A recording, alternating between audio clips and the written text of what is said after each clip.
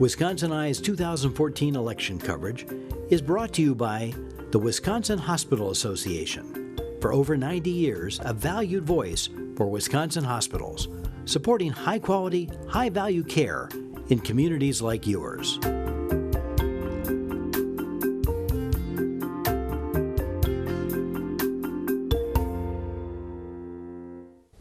Wisconsin Eye is at the Hedberg Public Library in Janesville. We're interviewing candidates in the 2014 elections. We're interviewing former Assembly Speaker Mike Sheridan of Janesville. He's a Democrat running in the 15th Senate District. Mike, welcome back to Wisconsin Eye. It's good to see you again, Steve. Thank you. It's been a while. Yeah. This note, Wisconsin Eye appreciates the support of the Wisconsin Hospital Association, which represents more than 139 hospitals and health systems, for making these candidate interviews possible. You served 3 terms in the Assembly. Correct. You rose to Speaker. Then the voters decided to make a change. Why do you want back into the Capitol in the state Senate, Mike? I get asked that all the time. People say, why would you want to go back into that? And I'll tell you, there is not a day that's gone by that I haven't missed it. And fortunately, I had an opportunity to work with the AFL-CIO, so I had a chance to continue my fight or working for working people. And so the nice thing is I'll be able to hit the ground running. And why would I want to do this? I think it's because I feel like I've got the skills and I've got the connections. The relationship building had a good record of getting things done, and was able to work across party lines. And part of that is having a good relationship with not only, I'm a labor guy, but having a good relationship with the business community. And that's what I think is unique about me compared to the other candidates. And I think that's why I can hit the ground running. There's no learning curve here. I've got the experience and the record to do this job. And so, what lessons did you learn by your loss? Well, one of the things is, being the former speaker, I was running around the state, and the thing is, you've got to keep your eye on the ball. And so I'm out there helping everybody else. Who knew that we were going to lose 532 legislators across the country? But we did. We lost Russ Feingold. It was a terrible year for Democrats. I made some mistakes when I was in the legislature, and those mistakes, I think that's the best learning curve. A friend of mine said, you learn a lot about yourself through a loss. I have a whole new perspective of what it's like to work in Madison, and I probably am a little bit too trusting, and I think what I go back with is a new pair of glasses and understand that everybody has their own agenda, and my agenda will be to fight for the people in the 15th Senate District and make sure that we got good family supporting jobs and good education, and making sure that people have the opportunity to go to work and support their families. Let's talk about jobs specifically.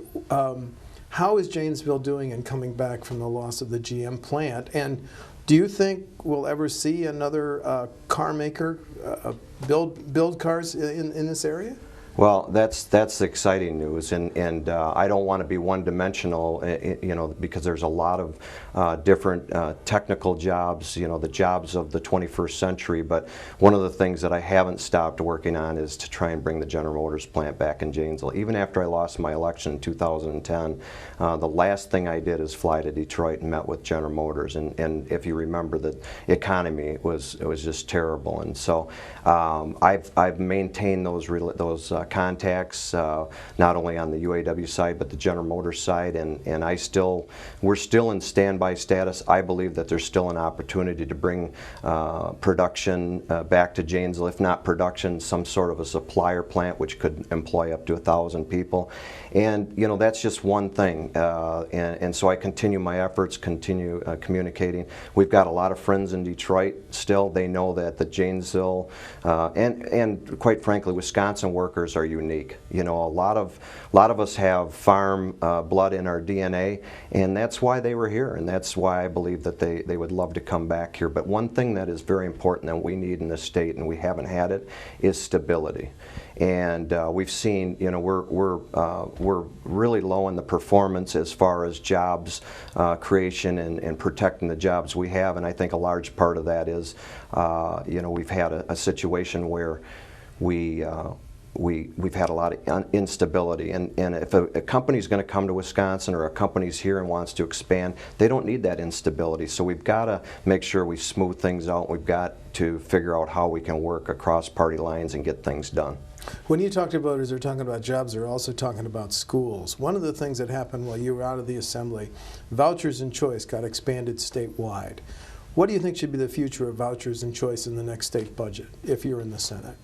If I'm in the Senate, I think that we need to support public education. We have a good system. One of the things that's very alarming to me is to see all the great public school educators that are just leaving the system.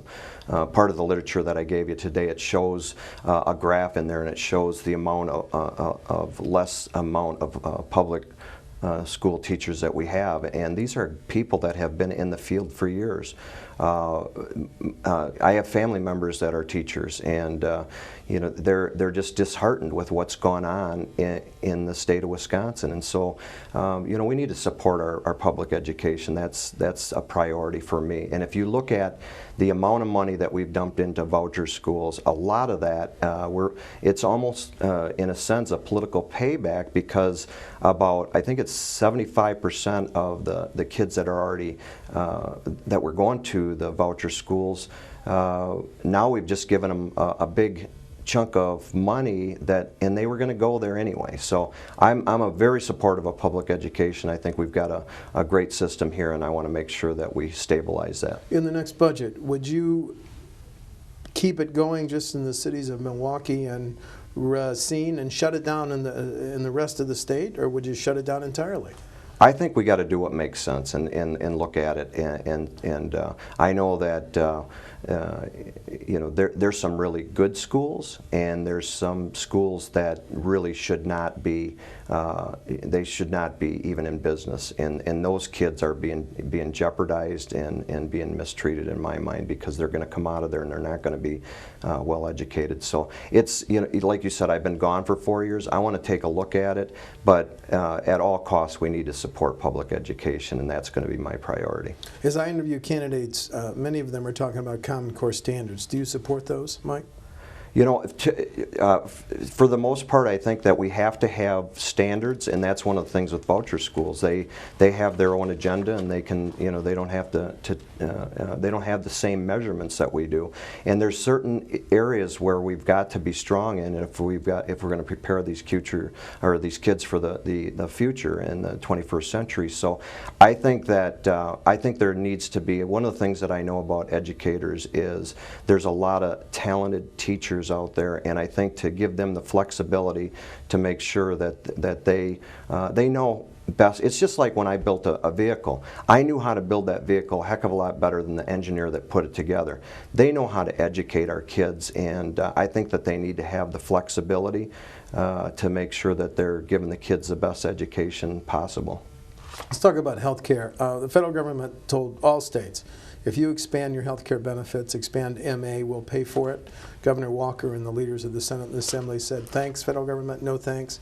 Wise or not wise decision? It's not wise. We send a lot of our tax money out to Washington, D.C.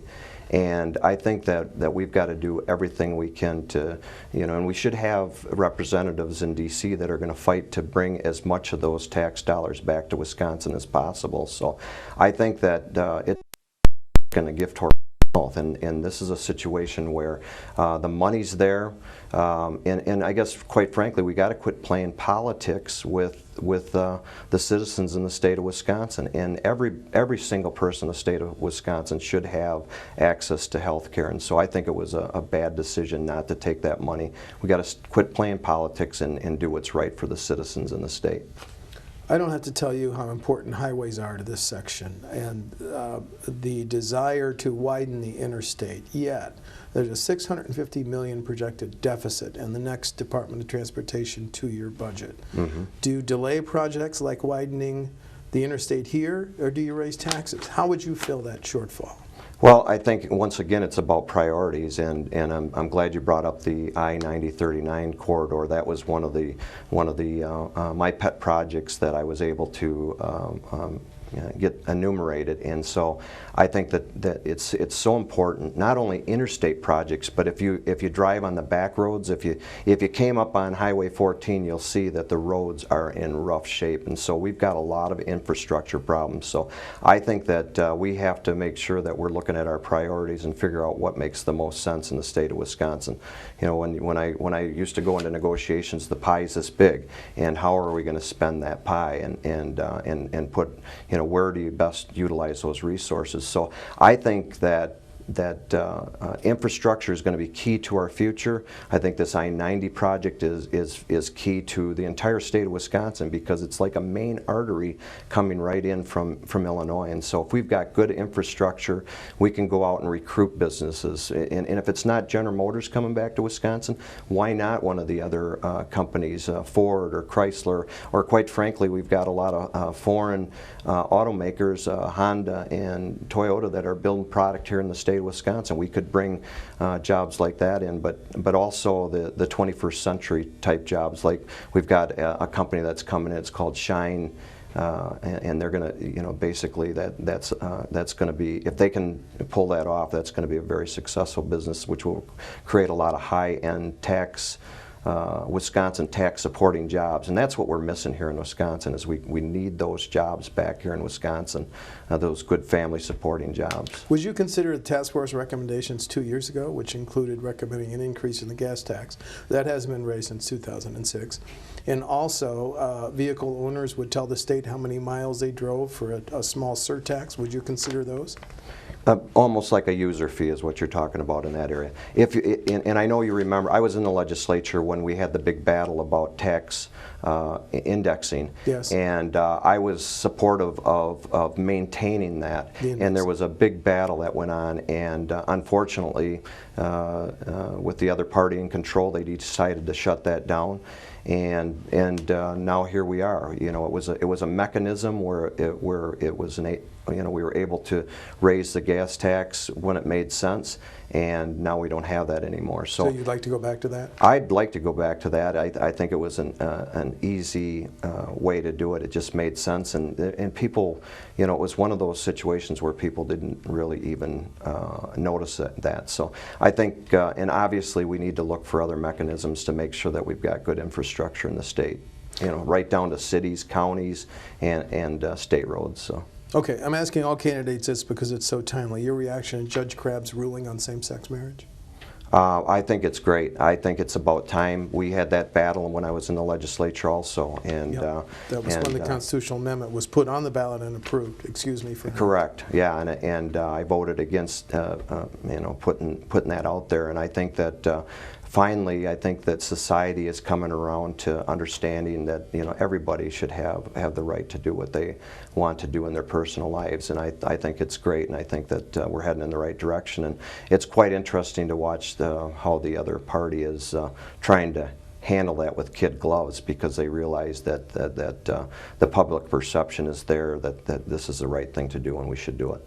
Two candidates for Attorney General say first offense drunken driving should be a crime. What's your position? Well, when I was in the legislature, one of the things that we tried to do is make the laws stronger. I don't believe that the first offense should be a crime. I think that we're in a situation where the prisons and the jails are full already. So my position was, when I was Speaker, in fact, when we passed the legislation, they brought it to my desk, and there was nothing in there about treatment and education. And I think that's an important dynamic. So I basically said, you need to go back to work and figure that out and put that in there. I don't know that it's been that effective, but I think part of the, you know, we have such a culture and heritage of drinking in the state. I think it's important to go back and look at that and figure out, how do we educate people, and if it starts out in junior high and high school, to make sure that people know how serious that is and how dangerous it is to drive, why they've been drinking.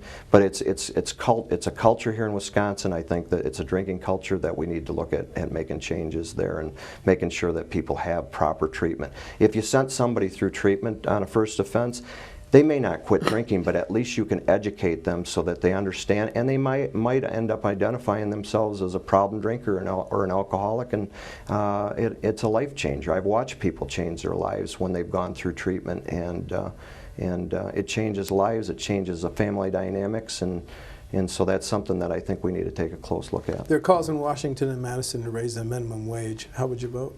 I'd vote yes. Would you go to the 10-10 of Representative Mason and Senator Wirch, or beyond it? Once again, I've been gone for 4 years, but I'm willing to, I want to make sure that we do what makes sense for the state of Wisconsin. And if that's, once I get into the issue more, if that's the number, then so be it. But I want to make sure that I have all the information before I make a final decision. But it's, the very first bill that I gave my maiden speech was the minimum wage. And we were in the minority. And I remember one of the Republicans getting up and saying, after I gave my maiden speech, and they all clapped, and he gets up and he says, we're driving this bus, and we'll do whatever we want with that. And it was, I couldn't believe that, because it just made sense to me. But that's kind of what we're dealing with. Well, we were still successful at getting that passed because we took it to the streets, and we just kept talking to the media, and they kept bringing the issue up, and they knew it was a loser for them, so they finally agreed to raise the minimum wage. And so, yeah, I'm a strong proponent of making sure that people have the means to make sure that they can pay their bills and live a decent life. Then finally, the open Senate seat has attracted a three-way primary. You want to highlight any differences between you and your opponents in the primary? Sure, I think there's stark differences. I've got a proven record of getting things done in the legislature, whether it's infrastructure or supporting public education, making sure that every child has health insurance. We pass cochlear insurance companies need to pass pay for cochlear implants for kids, and kids with autism have insurance. I've just had a litany of things that I was able to get passed, whether I was in the minority or the majority. And so my experience in the legislature is that you got to find common ground and work together. After 4 years, I became Speaker, and I was elected unanimously by both parties, and I think that says a lot of how I work across party lines. And we just need people with experience, and it's hands. I mean, there's no question about it that I can hit the ground running.